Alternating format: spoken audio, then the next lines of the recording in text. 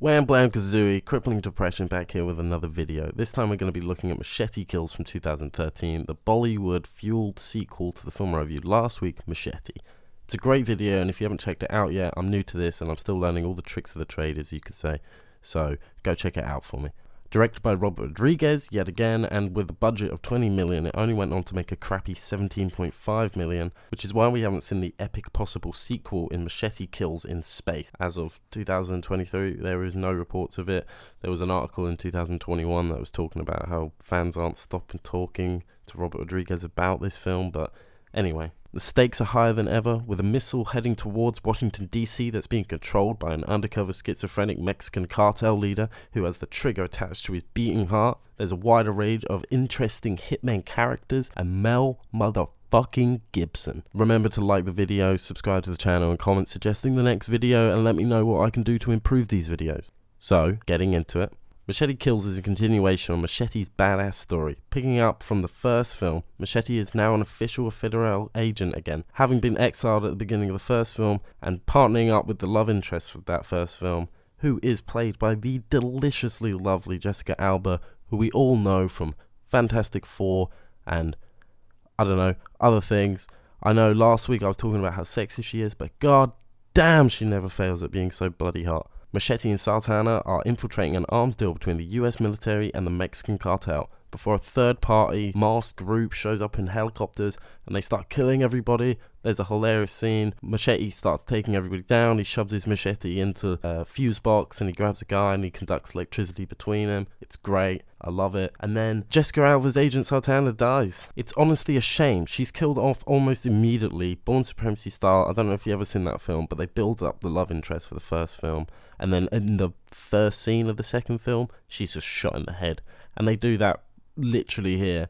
And I get it's to keep the plot moving and give Machete motivation to move away from the sort of redeemed life that he's made for himself and get back into the blood-fueled rampage yet again, but I don't know, just felt a little cheap. Machete is now accused of Sultana's murder and he's taken into custody by a southern sheriff and his deputy. Despite being a federal agent, they decide to hang him for the shits and kicks in a hilarious scene where Machete just hangs there, staring at them, following them around with his eyes, and the sheriff just claims that he has a thick neck and they need to wait it out. Luckily, the president calls in the nick of time. You don't hear his voice, just the sheriff agreeing before he pulls out his revolver and shoots the noose above Machete's head.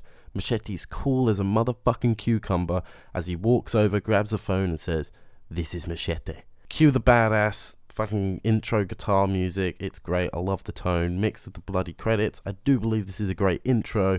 However, I don't think it's as good as the first film where he rushes into the building and he cuts all the heads off and the arms, and there's a naked woman, he stabs him in the leg and then his wife gets beheaded. It's great.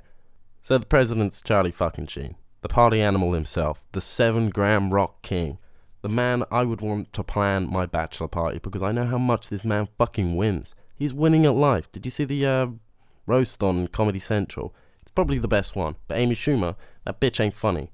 Why are you joking about Ryan Dunn, huh? Steve-O was politely sitting there all night, didn't say a thing. You fat bitch, you unfunny fat. How did she even get a career? How did we let that happen as a society? Shame on you. Shame on you. Anyway, so Charlie Sheen's actually credited as Carlos Estevez, which is his birth name if you didn't know. This is the first film to be credited as so.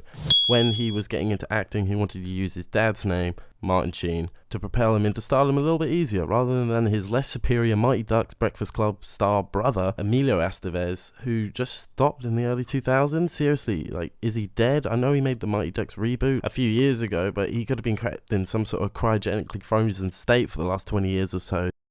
Sorry, I'm getting a little bit sidetracked in this video. So, where were we? Oh, yes, Machete Kills. So Machete is hired to go back to Mexico to check out Marcos Mendez, a political revolutionist and cartel leader, played by Dominic Bellarc, who was a senior Bob in Tarantino's Hateful Eight. I've never said that name out loud, so God bless me. And as much as I hate Amber Heard, she is awfully attractive in this movie. I would let her shit in my bed and blame it on the dog, and even if I knew she had done it, I'd let it slide. Amber Heard plays Miss San Antonio, a handler for Machete, and she poses as a beauty pageant candidate, which, to be honest, is pretty hot. She tells Machete where to find Mendez's girlfriend, who will be able to lead him to Mendez himself. They have sex, and there's this whole scene. It says to put on your 3D glasses. It wouldn't work, but it's quite interesting. You see the shapes and the outlines. It's quite fun.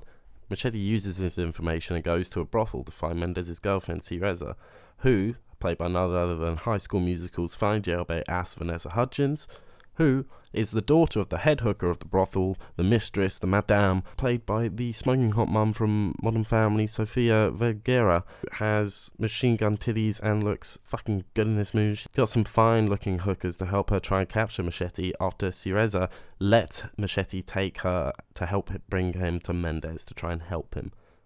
She tells Machete that Mendez isn't okay and that he has two different personalities, one the heroic fighter for his people, and then the other, the cruel dictator who just wants to harm his people.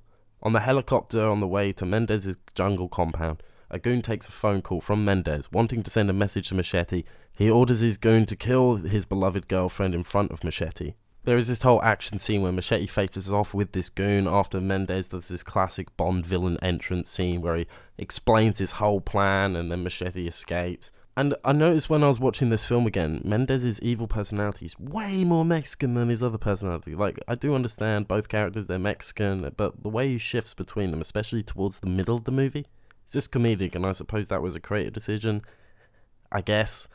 Anyway, that goon gets his stomach ripped open, his intestines thrown into helicopter blades. It's awesome. It goes fucking everywhere. Love it. Machete and Mendez then go on a road trip. It's great. Right little bromance thing, and they get over to the US border. People trying to get them the whole time. There is this B-plot with a hitman called La Chameleon, and they're played by Cuba Gooding Jr., Lady Gaga, and Antonio Banderas. They basically rip off their face every time their disguise is compromised, and it's really confusing to see Cuba Gooding Jr. turning into Lady Gaga, and then just an absolute mindfuck watching Lady Gaga, who has always confused me sexually, turn into Zorro himself. I don't know. Right, last week I said this was as good as the first one. But it just isn't, is it?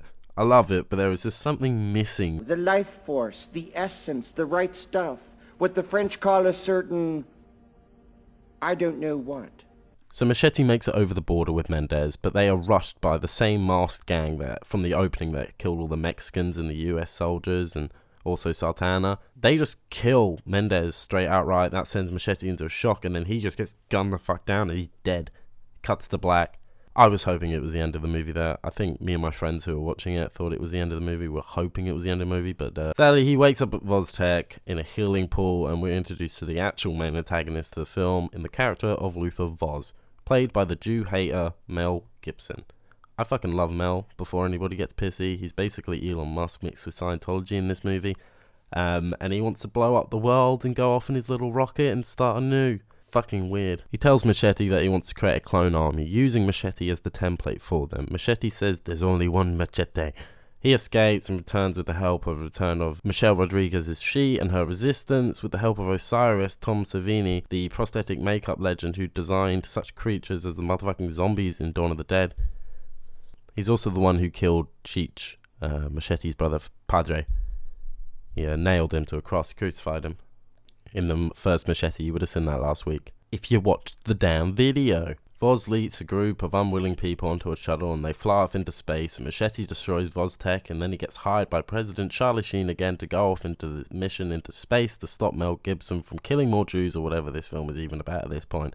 Anyways, I'm really fucking high as I write this right now, and it's Saturday night. I should be having fun, not reviewing films. I fucking hate my life right now. So yeah, Elon Musk is at the end of this movie, and they use a SpaceX shuttle to propel Machete into space.